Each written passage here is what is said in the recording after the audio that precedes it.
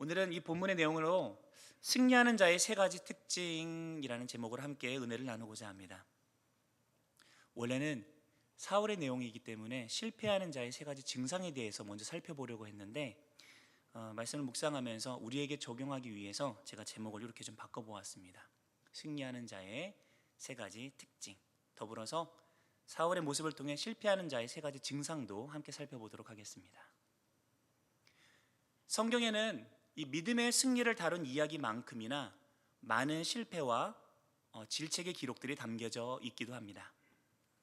최초의 사람 아담의 실패에서부터 거짓 가르침 앞에 혼란을 겪었던 초대교회의 이야기까지 굉장히 많은 실패 이야기들이 기록되어 있죠. 우리는 이러한 실패의 역사를 함께 살펴보면서 오늘을 살아가는 우리 자신을 돌아보는 지혜를 얻고는 합니다. 오늘 본문에도 그러한 실패의 이야기가 담겨 있습니다. 사울이 실패했던 그 이유를 하나하나 찾아보며 이를 반면교사 삼아 영적으로 승리하기 위하여서 우리는 무엇을 해야 되는지에 대해 함께 은혜를 나누고자 합니다.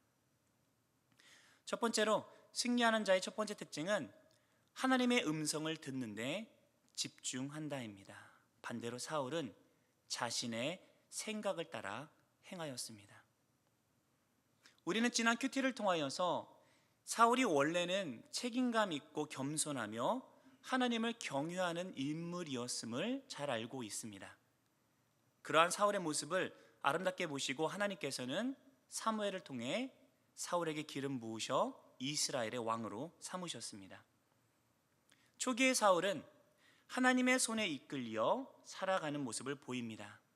그는 왕으로 세워지는 것을 원치 않았고 또 매우 부담스러워하였지만 결국은 하나님의 강권적인 역사에 의해서 왕으로 세워집니다. 하지만 처음에 사울은 모든 백성들로부터 왕으로 인정받지는 못하였습니다. 그는 새가 약한 베냐민 지파 출신이었고 이름도 알려지지 않은 그야말로 오늘날 말로 듣보잡이었습니다. 그래서인지 어떤 이들은 그를 무시하며 왕으로 인정하지 않는 모습도 보였죠. 그런 중에 우리 지난주 큐티를 통해 살펴본 것처럼 암몬 사람 나하스가 길르앗 야베스를 압박하며 공격해오는 일이 벌어집니다. 그리고 이때 하나님의 감동으로 힘을 입은 사울이 온 이스라엘 백성들을 모아서 이들을 물리치며 승리를 일구지요. 이 전쟁을 기점으로 사울의 인기는 올라가고 결국 왕으로서 모든 백성들의 인정을 받으며 왕의 자리에 올라서게 됩니다. 이때의 경험 때문인지 사울의 마음속에 이 전쟁의 업적을 통하여서 인기를 누리고 왕권을 강화할 수 있다라고 하는 그런 생각이 들었던 것 같습니다. 그래서 오늘 본문을 살펴보니 사울이 왕이 된 지 2년 후에 그는 상비군 3천을 두며 왕권을 강화하기 시작하고 자신의 아들 요나단을 통하여서 블레셋 사람의 수비대를 치른 일을 벌여버립니다. 이때 블레셋은 이스라엘을 감시하고 통제하기 위하여서 이스라엘의 땅의 요충지 곳곳에 이러한 진지를 구축해 놓고 있었었는데 요나단이 이러한 진지 가운데 한 곳을 쳐버린 것이죠. 사실 이스라엘은 아직 전쟁에 대한 준비가 갖춰지지 않은 상태였습니다. 심지어 전쟁을 위한 무기조차 제대로 갖춰놓지 못하고 있었습니다. 그들이 들고 있는 것은 창과 칼, 무기가 아니라 그저 농기구에 지나지 않았기 때문입니다. 그럼에도 바울은 전쟁이라고 하는 이 비상적인 수단을 강구하여서 스스로의 왕권을 강화하고 업적을 세우고자 했던 것으로 보입니다. 그가 왕으로서 기름 부음을 받았지만 정작 모든 이들로부터 왕으로 인정받았던 것은 그가 나하스와의 전쟁을 통해서였기 때문에 아마도 또 다른 전쟁의 업적을 쌓아서 자신의 왕권을 강화하고자 하는 노력을 기울였던 것으로 보이는 것이죠. 하지만 이 두 가지 전투는 분명한 차이점이 존재합니다. 나하스와 전쟁을 벌일 때는 하나님의 분명한 감동이 있었습니다. 11장 6절입니다.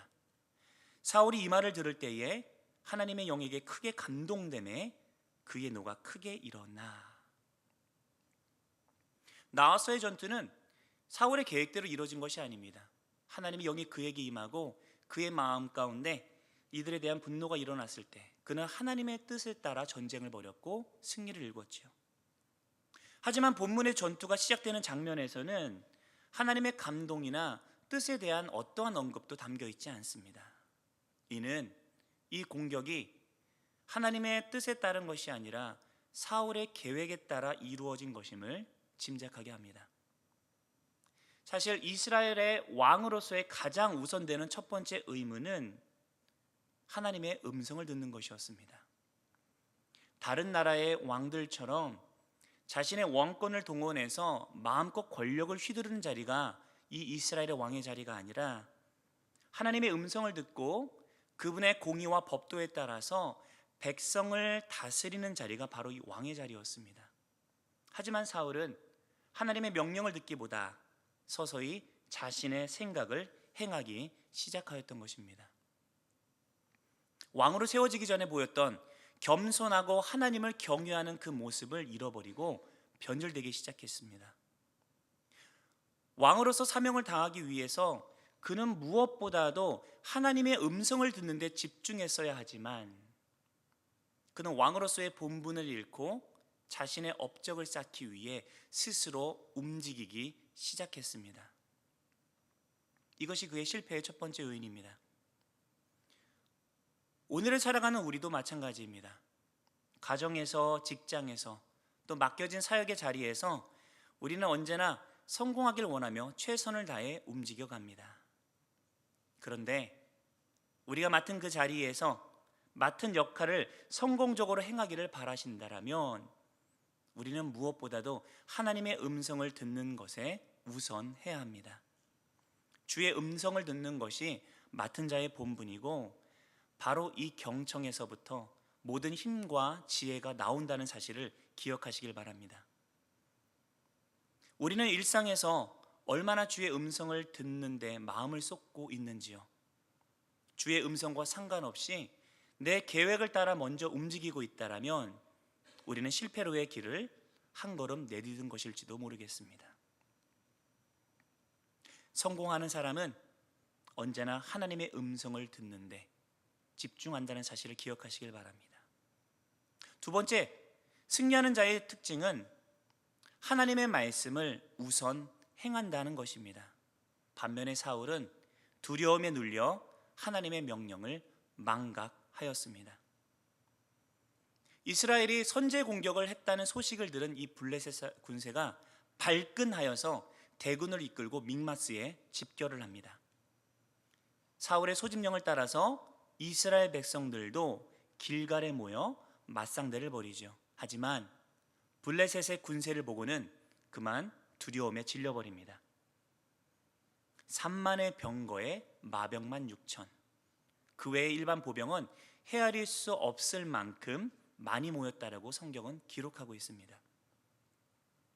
사울의 계획과 생각을 따라 행한 이 일이, 작은 업적 하나 쌓아보겠다라고 했던 이 일이 감당할 수 없을 만큼 커다란 전쟁으로 번져버렸습니다. 이에 이스라엘 백성의 반응은 6절과 7절에 자세히 나타나 있습니다. 이스라엘 사람들이 위급함을 보고 절박하여 굴과 수풀과 바위 틈과 은밀한 곳과 웅덩이에 숨으며 어떤 히브리 사람들은 요단을 건너 갓과 길르앗 땅으로 가되 사울은 아직 길갈에 있고 그를 따른 모든 백성은 떨더라. 그들이 얼마나 두려워했는지를 우리는 잘 살펴볼 수 있습니다. 전쟁을 위해 모인 이들이 사방으로 숨어버리고 또 어떤 이들은 탈영을 하여 전쟁의 여파가 미치지 않는 먼 곳으로 달아나 버렸습니다. 그리고 남은 백성들은 두려움에 떨고 있었지요. 그를 따른 모든 백성은 떨더라 라는 구절은 히브리어 원문으로 살펴보면 이렇게도 해석할 수 있습니다. 모든 백성이 그를 따라, 사울을 따라 떨더라. 이스라엘 백성만 겁을 집어먹은 것이 아닙니다. 그들의 지도자이자 이 전쟁을 시작한 사울도 두렵기는 마찬가지였습니다. 그는 거대하게 웅집한 블레셋의 군세를 두려워하였습니다. 그의 눈에는 이 전쟁에서 이길 방도가 보이지 않았습니다. 그래서 그는 아마도 사무엘을 통해서 하나님께 제사를 드리며 이 전쟁의 승리를 기원하기를 원했던 것 같습니다. 그리고 이 두려운 상황 속에서 사울은 사무엘의 말에 따라 7일 동안을 기다립니다. 그런데 사무엘로부터 아무런 기약이 없었습니다. 그의 마음속 두려움은 커져만 갔고 그를 따르던 백성들은 마침내 흩어지기 시작합니다. 8절입니다. 사울은 사무엘이 정한 기한대로 이레 동안을 기다렸으나 사무엘이 길갈로 오지 아니하매 백성이 사무엘에게서 흩어지는지라. 백성이 사울에게서 흩어지는 그 모습을 보며 극도의 초조함이 휩싸인 사울은 급한 마음에 해서는 안 되는 행동을 합니다. 9절입니다.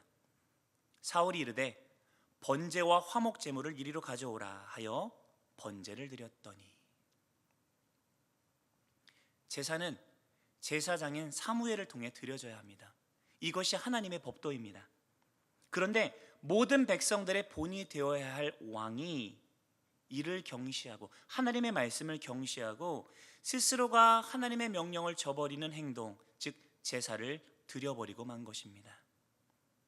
흩어지는 백성들을 보면서 초조한 나머지 하나님의 법도를 망각하고 말았던 것이지요.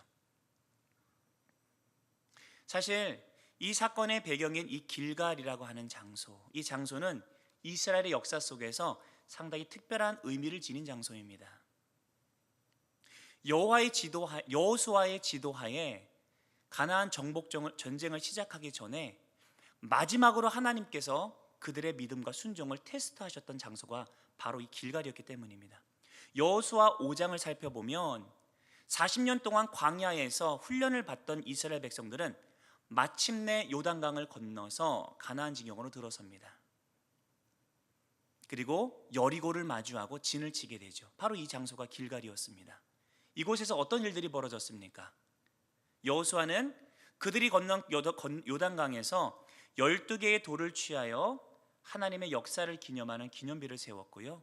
그 앞에서 하나님의 명령을 따라 이스라엘에게 할례를 행했습니다. 이 할례는 이스라엘 백성들이 하나님의 백성임을 선포하는 행위이며 동시에 그들이 하나님의 백성으로 살아갈 것을 다시 한번 언약하는 필수적인 의식이었습니다. 그런데 이 장소에서 행한 이 할례 의식은 지극히 위험한 행동이었습니다.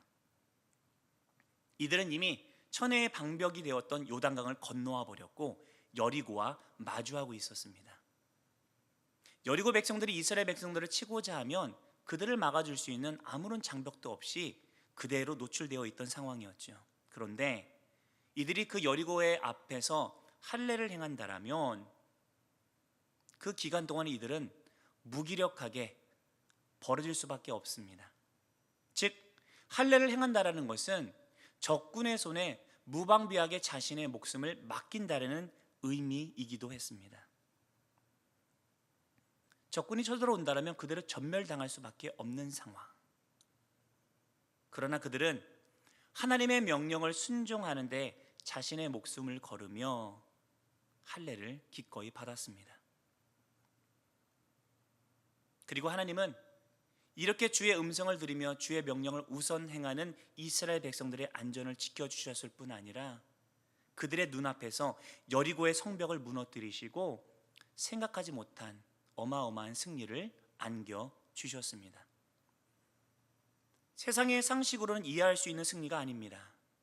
하지만 성경에서 강력하게 증거하고 있는 진리 가운데 한 가지는 우리 그리스도인들이 하나님의 명령에 우선하여 순종할 때에, 행할 때에 세상의 상식을 넘어선 승리를 언제나 우리에게 안겨주신다는 사실입니다. 이 사실을 꼭 기억하시길 바랍니다. 사울은 자신의 선조들이 스스로의 목숨을 걸고 주의 명령을 이행하던 바로 이 길갈에서 하나님을 신뢰하지 못하고 스스로 직접 제사를 드림으로 하나님의 말씀에 불순종하는 선택을 하고야 합니다. 그가 주의 말씀에 순종하지 못했던 가장 직접적인 이유는 무엇인가요? 그것은 그가 백성의 흩어짐을 보며 두려워했기 때문입니다. 사울은 가뜩이나 열세인데 병력의 수도 부족한데 그나마 모인 군세가 흩어져 버린다면 더더욱 희망이 없다라고 생각했던 것 같습니다. 그래서 그는 백성들의 흩어짐을 모면하고자 서둘러 제사를 드려버리고 말았던 것이죠. 이 사실은 사울이 이 전쟁의 승리가 백성들의 숫자에 달려 있었다라고 믿었고, 하나님께 드리는 제사는 그저 이 백성들의 사기를 끌어올리기 위한 수단 정도로 생각했다라는 것을 반증하고 있습니다. 사울은 백성이 흩어질지라도 끝까지 하나님의 법도를 준수하며 사무엘을 기다렸어야 합니다. 그들의 믿음의 선조가 여리고 앞에서 무방비하게 노출되는 위협을 무릅쓰고도 하나님의 명령을 따라 할례를 행했던 것처럼요. 그랬다라면 그의 인생은 달라졌을 겁니다. 승리를 일궈낼 수 있었을 것입니다. 그러나 사울은 눈앞에서 백성들이 흩어지는 모습에 시선을 빼앗긴 나머지 주의 음성을 따라 행하는데 실패하고 말았습니다. 우리도 삶을 살아가면서 이러한 두려움의 순간들을 종종 마주하고는 합니다. 사울에게 모여들었던 이스라엘 백성들이 흩어지기 시작했던 것처럼 때로는 내가 쥐고 있던 경제권이 내 눈앞에서 흩어질 때가 옵니다. 당연한 듯 누리고 있었던 내 건강이 산산이 부서질 때도 찾아옵니다. 생각하지도 못했던 어려움에 봉착하여 나의 인생과 가정이 흔들려 버리는 것 같은 느낌을 받을 때도 있습니다. 그럴 때면 이 눈앞에 드리워진 이 어려움에 압도되어 우리의 마음은 두려움에 갈 바를 잡지 못하고 갈팡질팡하기도 합니다. 하지만 기억하십시오. 그럼에도 해결책은 여전히 주님의 손 안에 있다는 사실을요. 두려운 상황 앞에서도 여전히 하나님께 믿음을 두고 그분의 명령을 따라 바르게 행동할 때에 그분께서는 생각하지 못한 그분의 길을 우리에게 열어주십니다. 하지만 문제는 많은 경우에 하나님보다 눈앞에 닥친 현실이 더 크게 느껴지고는 한다는 것입니다. 그렇기에 우리는 믿음으로 승리하기 위하여서 언제나 하나님을 크게 보는 시야가 필요합니다. 왜냐하면 참된 믿음은 하나님이 이 세상의 현실보다 더 크게 보일 때에, 크게 볼 수 있을 때에 생겨나기 때문입니다. 그렇다면 어떻게 해야 언제나 하나님을 크게 볼 수 있겠습니까? 예전에 제가 저희 둘째 딸 아이니와 함께 밤에 커다란 보름달을 보다가 이런 질문을 받은 적이 있습니다.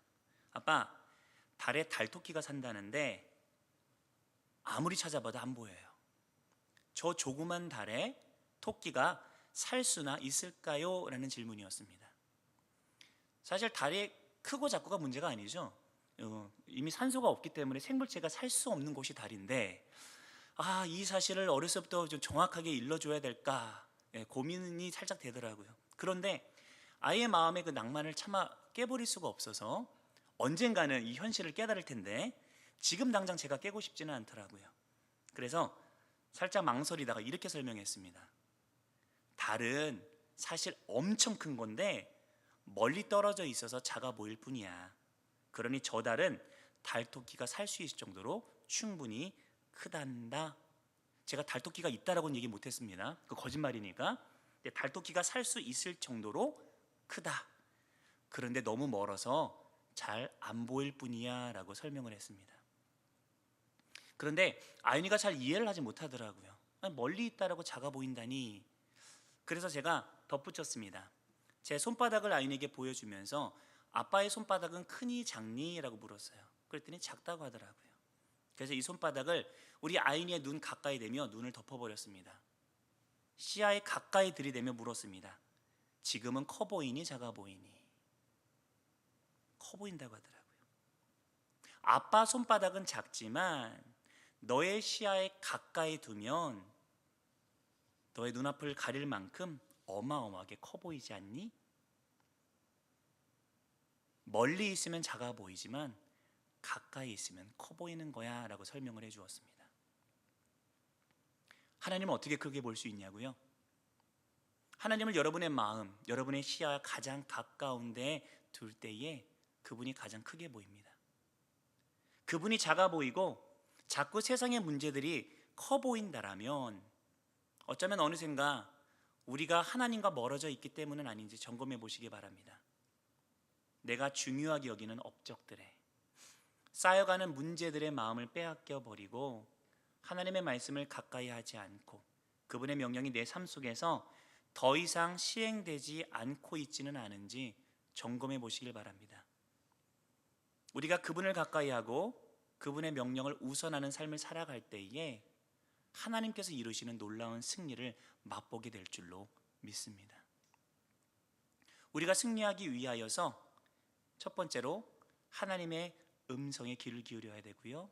두 번째로 하나님의 말씀을 우선 행하셔야 합니다. 마지막 세 번째 특징은 잘못을 인정하고 하나님께로 돌아서야 합니다. 하지만 사울은 변명만을 찾았습니다. 하나님의 법도를 어기고 사울이 번제를 드리자마자 사무엘이 등장합니다. 그리고는 이렇게 질문합니다. 11절 상반절입니다. 사무엘이 이르되 왕이 행하신 것이 무엇이냐 하니, 사울이 제사를 드린 사실을 몰라서 무엇을 했느냐고 묻는 질문이 아닙니다. 제사장이 아닌 자가 어떻게 하나님의 법도를 저버리고 제사를 드리는 일이 왜 발생했는지를 묻는 것이지요. 이에 대해 사울은 자신이 왜 이 제사를 드릴 수밖에 없었는지를 설명해야 했습니다. 사울은 세 가지 변명을 늘어놓습니다. 사울이 이르되 백성은 내게서 흩어지고 당신은 정한 날 안에 오지 아니하고 블레셋 사람은 맥마스에 모였음을 내가 보았으므로, 이에 내가 이르기를 블레셋 사람들이 나를 치러 길갈로 내려오겠거늘 내가 여호와께 은혜를 간구하지 못하였다 하고 부득이하여 번제를 드렸나이다 하니라. 부득이하여 번제를 드렸나이다. 전쟁을 해야 하는 백성들은 흩어져 가고 있고 제사를 집전해야 되는 사무엘은 올 기약이 보이지 않고 적군 블레셋은 너무나 가까이에 접근해 있고, 그래서 결론은 부득이하여 번제를 드렸습니다. 부득이하게. 이 말은 왠지 친숙하게 들립니다. 왜냐하면 우리의 신앙생활에 있어서 이 부득이하게, 어쩔 수 없이라는 말은 신앙의 타협을 할 때 우리가 종종 구사하는 언어거든요. 사울이 나열한 이 이유들은 사울의 절박한 상황을 잘 설명하고 있습니다. 그래서 그 스스로 보았을 때에 그가 급히 제사를 드리기에 충분한 이유처럼 보였을 겁니다. 하지만 이 사울의 이 이유들과 그의 생각은 지극히 자기 중심적이었고 인본주의적인 생각이었습니다. 제사는 하나님께 드리는 것인데, 이 이유들 속에는 하나님과 관련된 적합한 이유는 하나도 담겨 있지 않았습니다. 결국 사울은 하나님의 명령을 행하기보다 다시 한번 자신의 생각대로 행동한 것이었고, 자신의 이유를 들어서 면죄부를 스스로에게 부여한 것이었죠. 변명에 지나지 않았습니다. 사울은 사무엘이 무슨 일을 하였느냐고 물었을 때에 바로 자신이 행한 일을 깨닫고 마음을 돌이키고 솔직히 자신이 범죄하였음을 고백하고 하나님의 긍휼을 구했어야 합니다. 그랬다라면 결과가 달랐겠지요. 하지만 그는 그러지 않았습니다.